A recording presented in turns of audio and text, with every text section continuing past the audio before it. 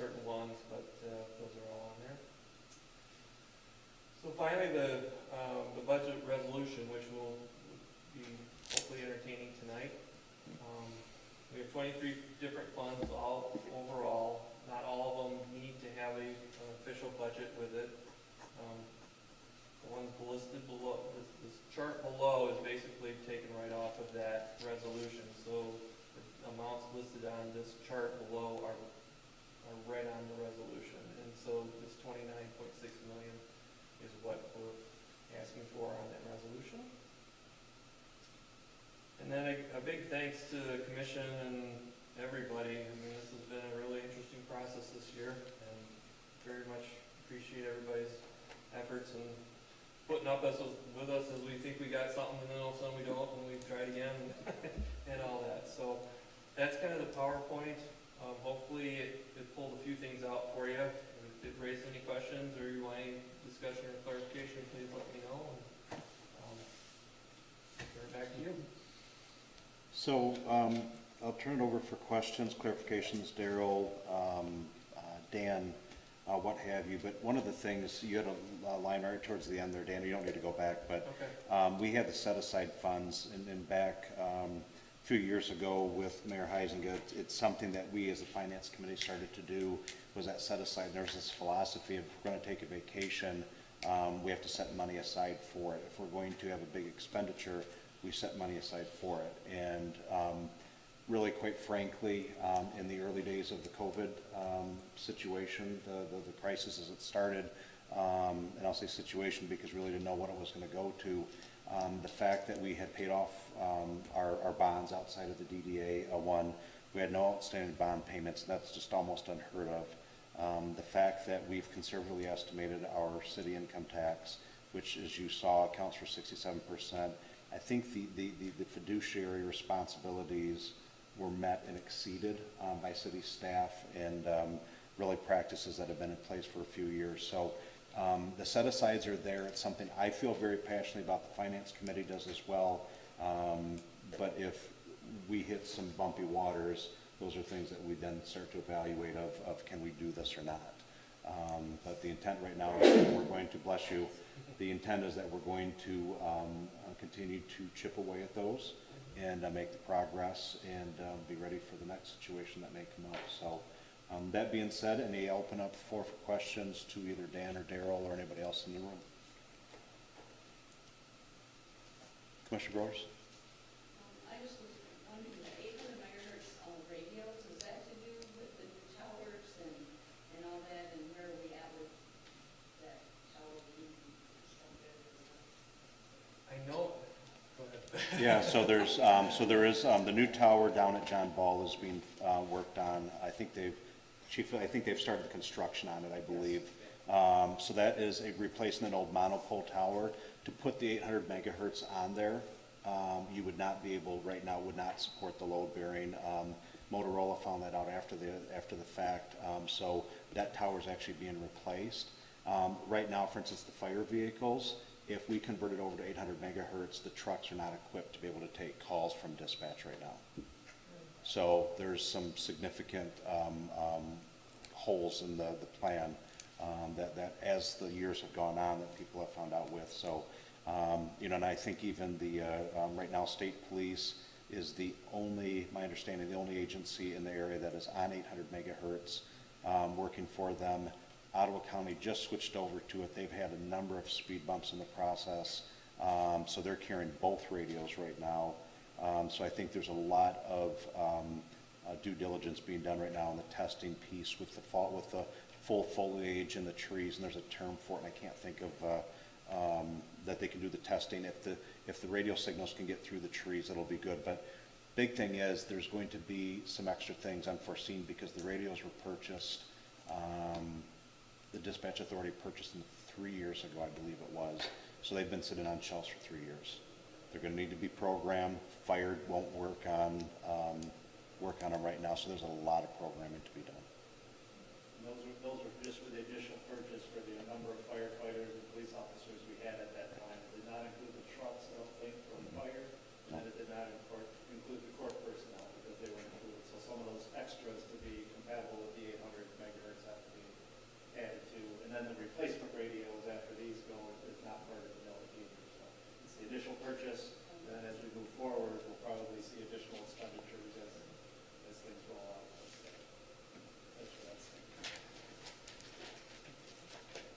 great question. I'll have to change the subject. Hmm. What's the start time of that one, the 800 megahertz? Right now, it's still, the last number I saw was still slated for late fall. Well, once it's up and running, it's a magnificent system. I mean, the state police that are up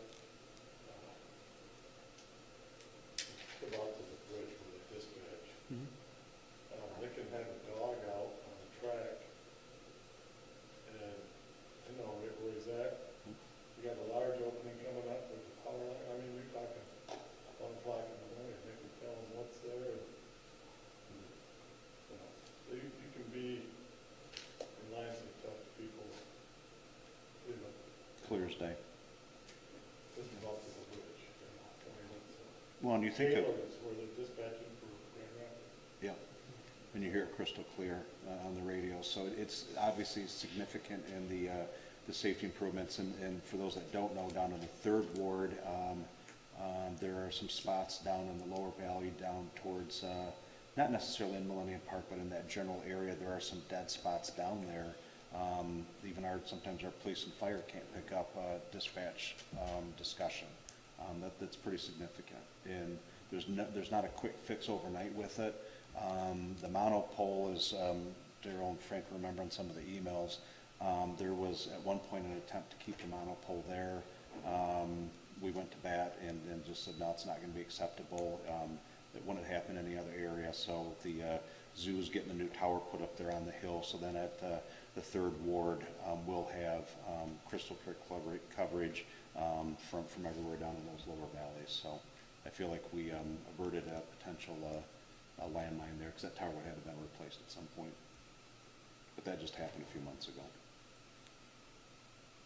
No, good questions. Anything else? Lots of numbers. Mr. Mayor, if I could add a couple Yeah. of quick comments. Go ahead, Joe. I know Dan didn't hit on this, and no fault to his. This is something that's kind of a work in progress with all the COVID stuff that's going on right now. There is potential for the city of Walker to get some reimbursement for some of the costs we've incurred for some of our response to COVID. So we've been working with the county, and I know Steve and the state has talked about some potential reimbursements back to the locals for some of the COVID-related costs. So we're continuing to work through those, so that may be an additional revenue we'll be able to see in the budget, whether it's before July 1st or after. But we'll continue to work with those agencies to try to get some of our reimbursements back for that. So that could be a very good positive for us for some of the things that we've covered, whether it's been some staffing costs or some of the remodeling or some of the supplies and stuff like that. I do have a question on that, Daryl. So if we get that reimbursement money, does that come in as general fund revenues and then we can expend it as needed because it's a reimbursement for money already spent? I believe so, yes.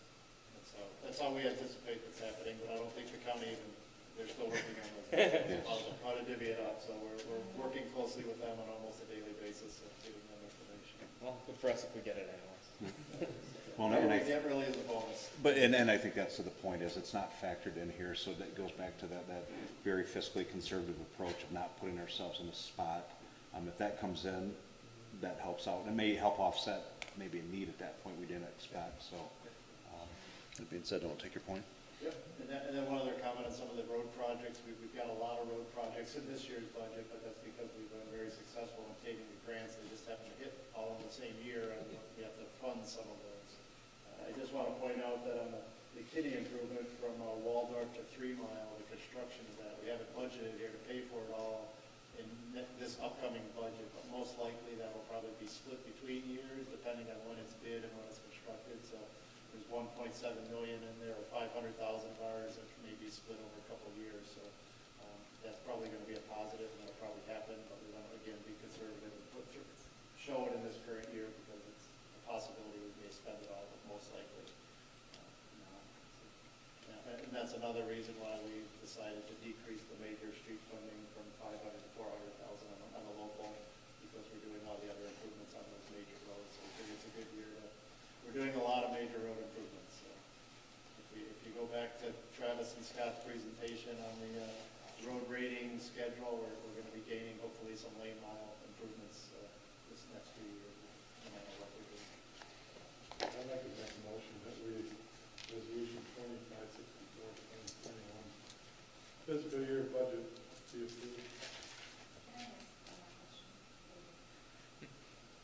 motion on the table, but yes. Yep. Go ahead. Oh, sorry. Yep. I was just curious, if we have any, given that 67% of our revenue comes from income tax, I was just wondering if we've had a chance to envision at all, maybe what the hit is to our industry. Do we have, anybody in some of those business leaders that focused on? As far as the impact from COVID. Yeah, just in general for our business community. Do we have, do we have any, are you meeting with anybody that Mhm. is? Yeah, and whether it's a Fines Alstra, whether it's a Felk, whether it's Flexco coming in, everything. It's probably one of the times I take exception with the media. It is not doom and gloom. They are back and humming. There is nothing that's stopped and shut down. The only construction project, and Frank, correct me if I'm wrong, the only construction project that is on hold, there's nothing that's been said, no, we're not doing it at all. The only one on hold is the Chick-fil-A in Standale. And that's a temporary on hold. I believe that's the only one. But otherwise, all the industrial business, talking to the companies, there's not going to be a normalcy for a while yet. But generally, we've been talking for months about this, having conversations of what's that potential, and it's hard to have a crystal ball. The state doesn't have one either. And we've gone to Steve and others in the state and just said, what is this going to potentially look like? And I feel like we have our arms around it pretty good. We have a lot of what-if scenarios planned in there. We have overdue expenses in some cases, I would believe. And we also have still that aggressive approach to the set-asides that we can always pare back if we need to. So if the businesses do have more of an impact than the leaders think, and right now there's no, I've not, in talking to any single business, I've not had one say, we're going to have a really hard time in making it going forward. And I'll go back to kudos to the Grand Rapids Chamber. I shared it in the last meeting. Grand Rapids Chamber has put, at this point, in excess of $60,000 back into this community of just free cash grants. And I know that number is climbing because there's another round of money that's been infused in. So they're helping keep some of our small businesses going as well. Those are just as important as those big people's jobs. And yeah, no, very, and I believe we're in a good spot. I'm not hearing that anybody so far is saying we're not going to reopen it. If anything, people have aggressively opened. They're ready to go. So. No, we really are in a good spot. So I think maybe it's the city, maybe it's just all the economic forecasts are wrong, but we're in a good spot right now. And we shouldn't. I think the other thing too is that caution, not confusing necessarily the stock market and the Dow with our local economy either. They're two separate. Yeah, this can be humming and stuff, but that's something a little bit more distant and foreign to our local piece. I think we. Looking at what, like 18 months recovery, at least 18 months to get the full effects. Yeah, I think to some degree, it's probably going to be a little while. Yeah. Good. Okay. I've never seen a budget, we haven't amended in the past. Yeah, this is true. This is true. No, I will offer this up. From I think the second week this has gone, asking Daryl and Frank and Drew, asking 5 million questions in here. There's not a single moment I've not had a confidence in. We have our arms around the best that we can with what's the right thing to do here from the finances. We would not have brought the aerial truck to us if we did not have the confidence that we could do this and not have it be a negative detriment to something that was just obviously overdue. Because I think, Chief, what was it, 8 of the last 12 months it was out of service, our old aerial. So, there's a point to that this public safety factor that we find a way to get things done. So, any other discussion on this then? We have a motion on the table. Support. So we have a motion from Commissioner Kent, support from Commissioner Gilbert to approve our fiscal year 2020-2021 budget for the amount of $29.6 million. Any other discussion on this? All those in favor, please say aye. Aye. Those opposed? Budget is passed. we have said it time and time again, we can't say thank you enough for all you do. And Thank you guys for all your help too. no more 8 o'clock nights for a while. Just dial it back if you can, please. What fun would that be? Yeah. Our staff wrote a perfectly good budget, and then they wrote an entirely different perfectly good budget. Yes, So they credit did. to them. Yes, they did. Yes, they We don't did. have to do one next year? Yep. Awesome. Well done. Next on the list is Resolution 20-565, certifying the delinquent special assessment district rolls. That is an amount of $22,451.81. We discussed that at the committee of the whole meeting. Are there any other questions on that?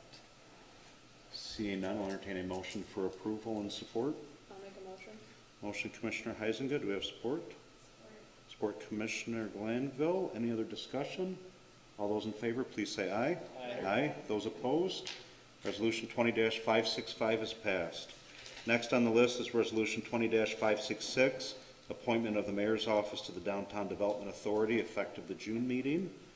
Any other discussion on this? Questions? Yeah, I'll just quick touch on it, because you and I have been talking a lot about our DDA and wanting to have a little bit more oversight from the commission on the activity at that level, and I really think it serves a distinct purpose to have someone representing the city commission and our interests on that board to really keep things active and keep the best interest of the city, because we do, approve their budget and we're an oversight to them, but not directly, and having someone in that room representing the interest of this body, I think is really important, so that we can continue to push the things that we feel need to get done in our Standale district, which is very important to our city, and make sure that we're just getting things done in an appropriate way, using those funds in the best interest of the city, and I'll fully supporting the resolution here.